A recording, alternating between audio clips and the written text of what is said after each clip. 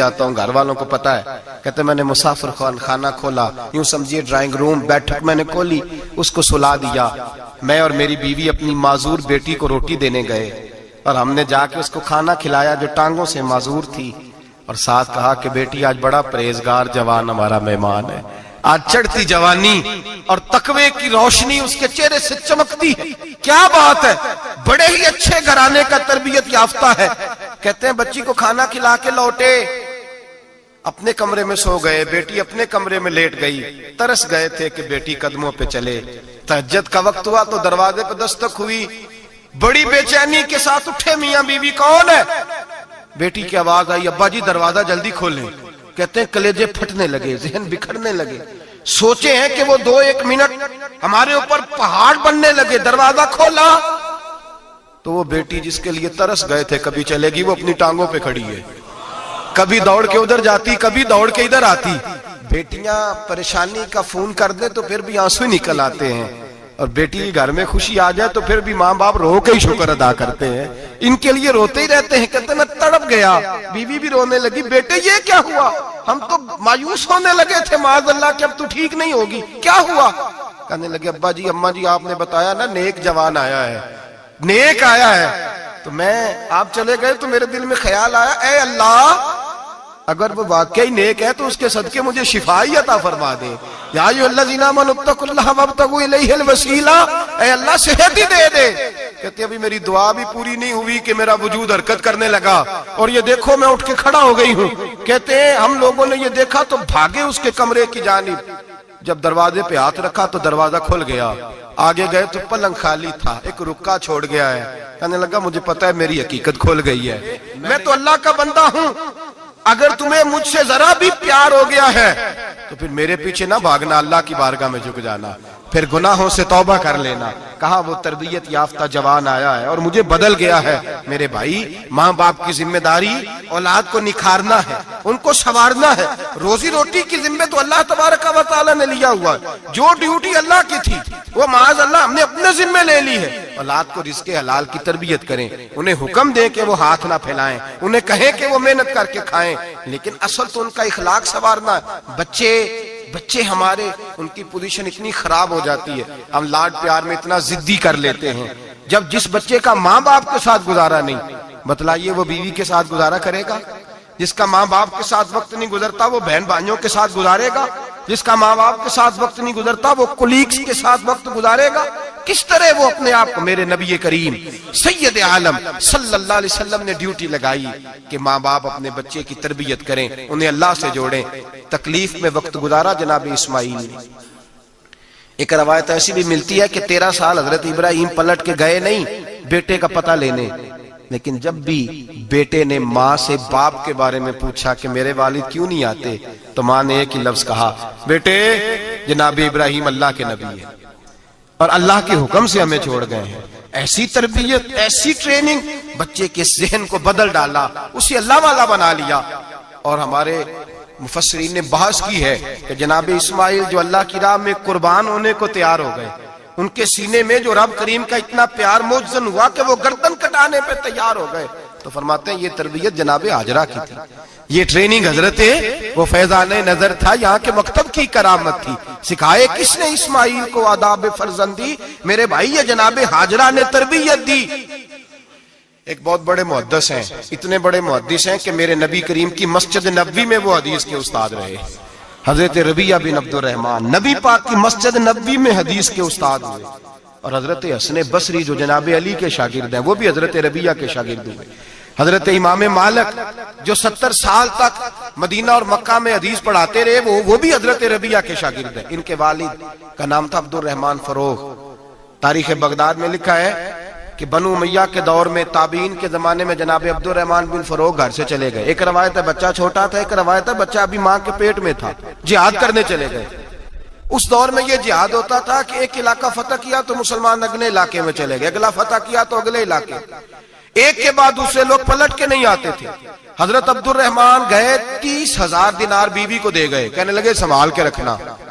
और जिहाद करने निकले तो 27 साल तक गाड़ी नहीं आई, और 27 साल के बाद आए تو حضرت ربیہ محدث بن چکے ہیں، مسجد نبی میں حدیث کے استاد ہیں، بیٹا بہت بڑا شیخ بن گیا، واپس آئے، ہاتھ میں نیزہ ہے، کالی داڑھی تھی ساری سفید ہو گئی، وجود بڑا تگڑا تھا، کمزوری آ گئی، آئے نیزہ پکڑا ہوا ہے، گھوڑے پہ بیٹھے ہیں، مدینہ منورہ میں گھر ہے، دروازے پہ دستک دی، حضرت ربیہ نے دروازہ کھولا، اندر داخل ہونے لگے تو کہنے لگے بابا تو کدھر گھستا آ رہا ہے؟ کدھر؟ اس نے کہا تو پیچھے ہٹ، تو میرے مکان پہ کب سے قبضہ کر کے بیٹھا ہے۔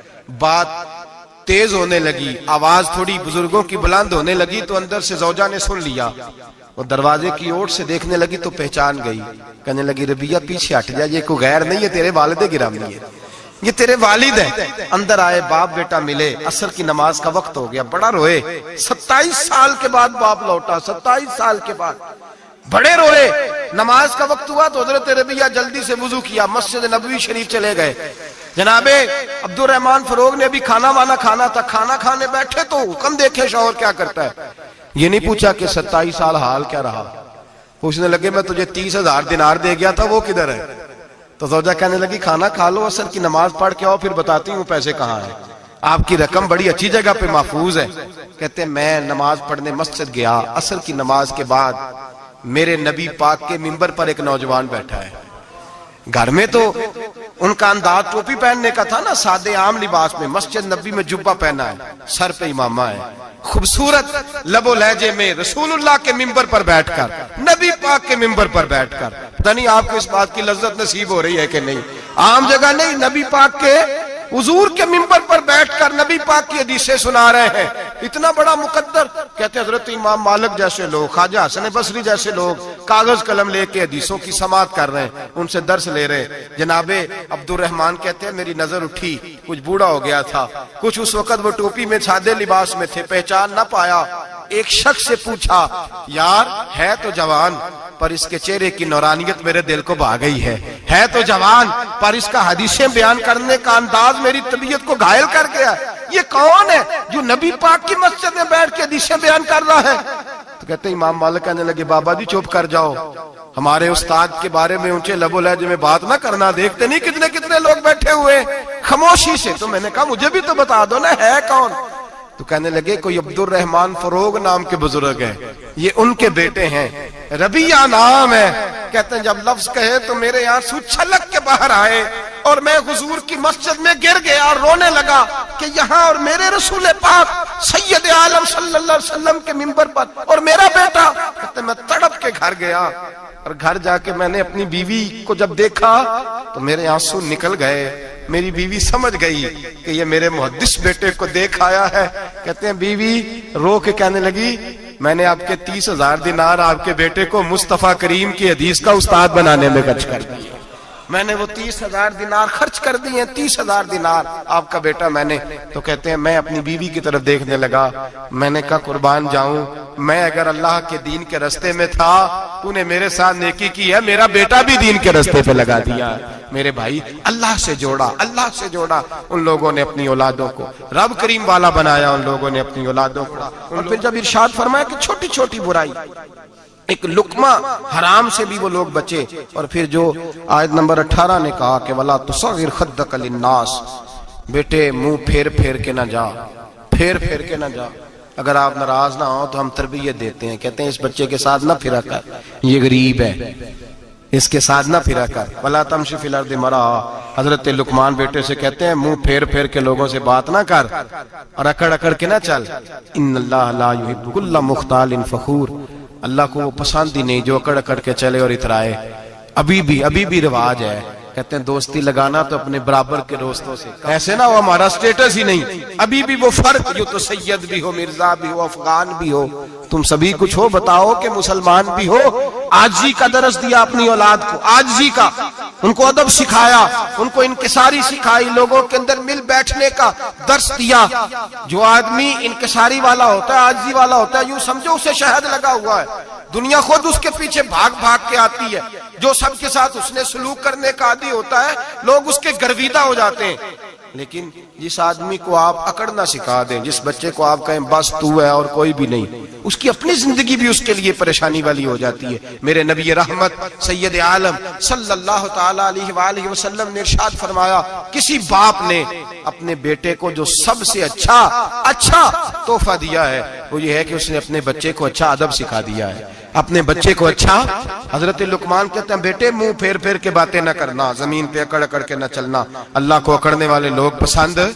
ہارون رشید نے امام نسائی کی ڈیوٹی لگائی کہ میرے بیٹے کو حدیث پڑھائیں گارا آ کے، تو امام نسائی کہنے لگے یہ نبی پاک کا دین ہے، یہ میں اس کو رسوا نہیں کر سکتا، جس نے پڑھنا ہے میرے پاس آ کے پڑھے، اور جہاں سب بچے بیٹھتے ہیں وہیں پڑھے۔ ہارون رشید کہنے لگا حضور آپ کیا سمجھتے ہیں، میں نے بھی تو آپ کو آزمانے کے لیے یہ جملہ کہا تھا، یہ وہیں آ کے پڑھے گا جہاں سارے غریبوں کے بچے پڑھتے ہیں۔ اب تو روز استاد کٹہرے میں کھڑا ہوتا ہے، اسکول کے استاد کا تو مجھے نہیں پتا، مدرسے کا استاد تو روز بیچارہ ہاتھ باندھ کے چودھری صاحب نے کہنے سے میرے منڈے نو مارے تو 8,000 کا مولوی ہے، اور میرا بیٹا تو 8,000 کے روز گول گپے کھا جاتا ہے، میرے بیٹے کو تو نے مارا ہے، تجھے اپنی حیثیت کا پتہ ہے؟ روز استاد کٹہرے میں کھڑا ہوتا ہے۔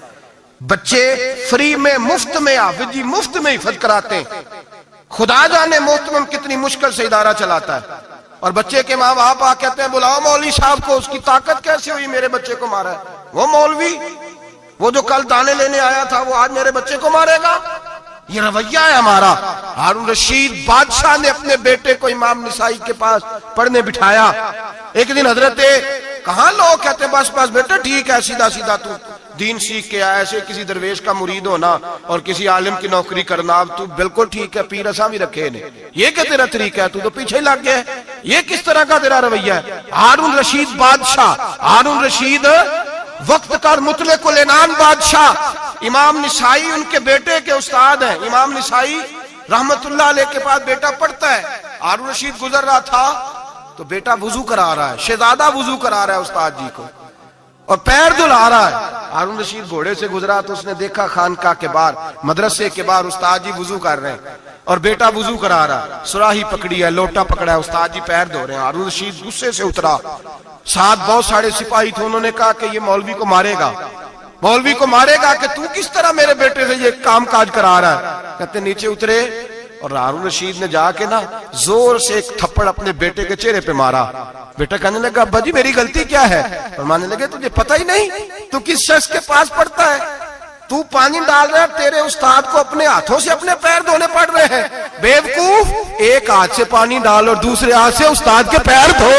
تجھے پتہ ہی نہیں کہ یہ شخص جب نبی پاک کی حدیثیں بیان کرتا ہے تو کئیوں کو مصطفیٰ کا دیدار نصیب ہو جاتا ہے۔ یہ پتہ نہیں تو کس محدث کا شاگرد ہے، ایک ہاتھ سے پیر پہ پانی ڈال دوسرے ہاتھ سے دھو، اس لیے کہ باندھ علموں جو کرے فقیری وہ کافر مرے دیوانہ ہو۔ اگر تو نے دنیا میں کامیاب ہونا ہے تو اس سے فیض علم حاصل کر، بیٹے یاد رکھ، اگر تو اس کی بارگاہ میں حاضری دے گا تو آگے بڑھے گا۔ حضرت عمر بن عبدالعزیز کتنا بڑا شخص ہے، ثانی عمر کہا گیا، ثانی عمر کہا گیا۔ حضرت عمر بن عبدالعزیز رحمت اللہ علیہ، حضرت صالح بن کسان ایک محدث تھے مدینے کے، ان کے شاگرد تھے۔ بچوں کو ہم آج ہی کہاں بچے ادب کرتے ہیں ساتھیہ، کہاں ادب کرتے؟ ایک اسٹوڈنٹ مجھے کہنے لگا جی ہم ادب کرتے تھے جب تک استاد ٹیوشن نہیں لیتے تھے، اب استاد بھی تو ٹیوشن لے کے پڑھاتے ہیں۔ اور میں نے کہا خدا کے بندے کیا دے سکتا ہے تو استاد کو؟ حضرت علی فرماتے ہیں جس نے ایک لفظ پڑھایا مجھے گلی میں کھڑا کر کے بیچ بھی سکتا ہے، تو نے قیمت کیا ڈالی ہے؟ استاد کچھ بھی کر لے، استاد نے تو استاد ہی رہنا ہے نا میرے بھائی، لیکن وہ لب و لہجہ ہمارا موجود ہے۔ مجھے ایک دفعہ میرے کالج کے لوگوں نے بلایا، کہنے لگے آپ یہاں بھی پڑھے ہوئے ہیں اور مدارس میں بھی، تو ذرا فرق بیان کریں کالج کا اور مدرسے کا، کچھ بیان کریں۔ میرے ٹیچرز بھی تھے بہت سارے، تو میں نے کہا معذرت کے ساتھ یہاں تو بڑا مشکل ہو جائے گا بات کرنا، لیکن ایک جملہ میں نے مدرسے اور کالج میں ایک فرق محسوس کیا ہے۔ ہمارا مدرسے کا طالب علم آج بھی ہمارے جوتے اٹھا کے آگے رکھتا ہے، وہ آج بھی استاد کی موٹر سائیکل کو ٹاکی مارتا ہے، آج بھی صاف کرتا ہے۔ ہمارا مدرسے کا طالب علم آج بھی استاد کو پشت نہیں کرتا، لیکن کالج کا طالب علم پوچھتا ہے اسلامی عطلہ آیا ہے، انگریزی والا آیا ہے؟ میں نے کہا اس کے تو لب و لہجے میں ادب نہیں ہے۔ اس لیے میں نے دونوں جگہ وقت گزارا تو میں سمجھا ہوں بڑے حالات خراب ہیں مدرسوں میں بھی. اب وہ کیفیت نہیں رہی جو بزرگوں کی تھی، لیکن پھر بھی اگر ادب ہے تو مدارس میں ابھی بھی ہے، ابھی بھی خانقاہوں میں ادب ہے، یہاں ابھی بھی خیر کی توقع موجود. وہاں سے تو رخصت ہو گیا، وہاں تو معاملہ اور طرح کا ہو گیا. الا ماشاءاللہ حضرت عمر بن عبدالعزیز جناب صالح بن کیسان کے پاس پڑھتے تھے، اسٹوڈنٹ تھے، اور پھر بعد میں آپ ان کے مرید بھی ہوئے، باقاعدہ درس لیتے تھے طریقت کا. حضرت جناب صالح بن کیسان کے پاس تعلیم تھی. ان کے والد جناب عبدالعزیز اس وقت مصر میں بہت بڑے تاجر تھے، جناب عمر بن عبدالعزیز کے والد. تو ان کے پاس چھوڑ گئے، کہا میرے بیٹے کی صرف ان کو دین نہ پڑھانا، اس کی روحانی تربیت بھی کرنا. ایک دن استاد جی نے عصر کی نماز کا سلام پھیرا تو حضرت عمر بن عبدالعزیز کھڑے ہو گئے، ایک رکعت ان کی رہتی تھی پیچھے. تو آپ نے نماز کے بعد بلایا اور بڑے میٹھے لب و لہجے میں کہا عمر کیا بات ہے تیری ایک رکعت رہ گئی؟ تو کہنے لگے استاد جی میں کنگھی کر رہا تھا، شیشے کے آگے کھڑا تھا، تو آئینہ دیکھتے دیکھتے بال سوارتے سوارتے مجھے پتہ ہی نہیں چلا، جب آیا ہوں تو لیٹ ہو گیا. حضرت صالح بن کیسان رحمت اللہ علیہ نے ان کے والد کو مصر میں خط لکھا، فرمایا آپ کا بیٹا میری پوری فرما برداری نہیں کرتا، کل کو مجھے نہ کہنا تربیت صحیح نہیں ہوئی. آج فلاں تاریخ کو اس نے ایک رکعت پوری چھوڑ دی ہے جماعت کے ساتھ، اس لیے کہ وہ کنگھی کر رہا تھا بالوں کی، پوری رکعت چھوڑ دی ہے. ابا جی بہت بڑے تاجر تھے، پر انہوں نے یہ نہیں کہا کہ مولوی تو پاگل ہو گیا، اس کو تو پتہ ہی نہیں کیا ہو گیا، ابھی بچہ ہو جائے گا سیانا، کوئی بات نہیں ٹھیک ہو جائے گا. حضرت عبدالعزیز نے وہاں سے ایک شخص بھیجا، پیسے دے کے گھوڑا دے کے، فرمایا مدینے جاؤ، اور سیدھا مدینے آیا. حضرت عمر بن عبدالعزیز کو گھر سے اچکا، بلایا نہیں، زبردستی پکڑا، اچک کے گھوڑے پہ بٹھایا، حجام کی دکان پہ لے گئے، فرمایا اس کی ٹینڈ کر دو. نے بال کاٹ دیے اور بال کٹوا کے سیدھے حضرت صالح بن کیسان کے پاس لے گئے. کہنے لگے حضور یہ کھاتا ہے اس کے والد کا، میں نے اس کی ٹینڈ کرا دی ہے، جس بالوں کی وجہ سے اس کی جماعت رہ گئی تھی میں نے وہ بال ہی ختم کر دیے. تو اس کے والد کہتے ہیں آپ ذرا سے بھی بات، ایک ذرہ برابر بھی بچے کے اندر ہم کوتاہی برداشت، ہم اسے سنوارنا چاہتے ہیں، معاشرے کو دینا چاہتے ہیں، ہم ایک خوبصورت انسان بنانا چاہتے ہیں. تو حضرت لقمان کہنے لگے بیٹے تو چہرہ رخسار بدل کے لوگوں سے بات نہ کر، اکڑ کے نہ چل، اس لیے کہ اللہ کو اکڑنے والے پسند. تو کیا کر وقصد فی مشی کا وغضض من صوتک، درمیانی چال چل، آواز کو پست رکھ. ہم اپنے بچوں کو میانہ روی کا درس نہیں دیتے. اگر کسی کے پاس بہت زیادہ پیسے ہیں تو وہ بس کہتا ہے میرا بیٹا، میں نے سارے لاڑ دیکھے ہیں، میں نے ہر خواہش پوری کی ہے. یہ تو کوئی عقل مندی کی بات نہیں. ضرور خواہشات پوری کریں، اگر ہیں تو کنجوسی کرنے سے منع کیا ہے نبی پاک صلی اللہ علیہ وسلم. لیکن بچے کو معتدل رکھیں، اسے دھوپ اور چھاؤں دونوں کا پتہ ہونا چاہیے. اگر زمانے میں کبھی کڑی دھوپ آ جائے تو اسے اندازہ ہو کہ میں نے یہاں کیسے کھڑے ہونا ہے. اس کو درمیانہ اور میانہ روی کا اسے درس دیں، اسے پتہ ہو، وہ نرم دل بھی ہو اور برائی کے مقابلے میں ڈٹ جانے کی طاقت بھی رکھتا ہو. بچے کو درمیانہ رستہ، میرے نبی کریم علیہ السلام نے فرمایا ما عالم نقتصد، جو درمیانی چال چلتا ہے وہ کبھی تنگ نہیں ہوتا. اور خیر الامور اوسطھا، سب سے بہترین رستہ وہ ہے جو درمیانہ ہوتا ہے، جس میں افراط و تفریط نہیں ہوتی. بچوں کو درمیانہ پن سکھائیں، ان کے لب و لہجے کے اندر ایسا مزاج پیدا کریں کہ جس کے اندر وہ اپنی. دو چیزیں زندگی میں بڑی ضروری ہوتی ہیں، ان کو کبھی نہیں بھولنا چاہیے. ایک تو یہ کہ ہمارا کوئی وارث ہونا چاہیے، ہمیں لاوارث نہیں ہونا چاہیے.